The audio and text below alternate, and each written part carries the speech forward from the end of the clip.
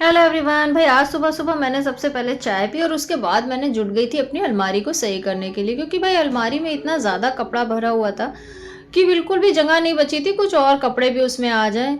Winters में कपड़े इतने ज़्यादा हो जाते हैं कि बिल्कुल भी अलमारियों में जगह नहीं रहती, और मेरी अलमारी का हाल तो आजकल बहुत ज़्यादा ख़राब हो रहा था। इसलिए मैंने भाई फटाफट से सारी अलमारी को आज खाली कर दिया, और उसके बाद जो भारी भारी से मेरे कपड़े थे उनको निकाल के मैंने पैक कर दिया, क्योंकि अब ठंडक तो बहुत कम रह गई थी।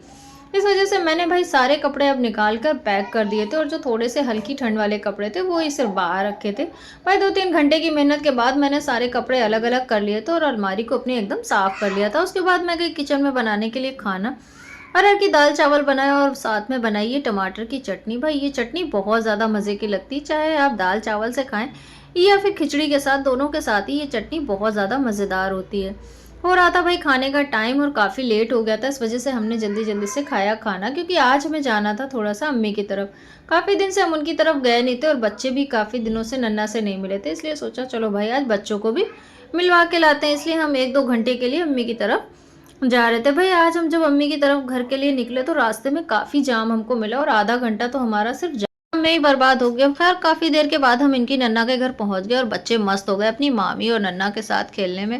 भाई यहाँ आके मुझे भी काफ़ी आराम मिल जाता है, इसलिए मैं थोड़ी देर के लिए यहाँ आराम करने आ जाती हूँ। उसके बाद में फिर ये छोटी सी शहज़ादी हमारी सो रही थी। जब ये उठी तो इनका था बहुत ज़्यादा मूड ख़राब, पता नहीं क्यों आज ये बिल्कुल भी हँस नहीं रही थी। मैंने भी बहुत कोशिश की इनको टहला-टहला कर हँसाने की, बट ये बिल्कुल भी नहीं हँस रही थी। पता नहीं क्यों आज ये मुझसे नाराज़ सी लग रही थी, और उसके बाद मशद को आ रही थी नींद, इसलिए हम लेकर आ गए उनको अपने घर।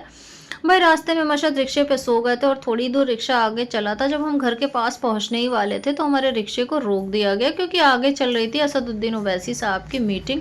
भाई आजकल इलेक्शन का टाइम है तो जगह-जगह पर बहुत ज़्यादा मीटिंग हो रही है। भाई पब्लिक को भाई इन सब चीज़ों से काफ़ी परेशानी होती है, लेकिन ये पॉलिटिशियन क्या जाने इन सब बातों को। इन्हें तो भाई बस अपनी मीटिंग करने से ही मतलब रहता है। उसके बाद भाई हमने रास्ते से खरीदी बिरयानी, क्योंकि घर जाके अब खाना बनाने की तो बिल्कुल भी हिम्मत नहीं थी। तो भाई मिलते हैं कल, बाय-बाय।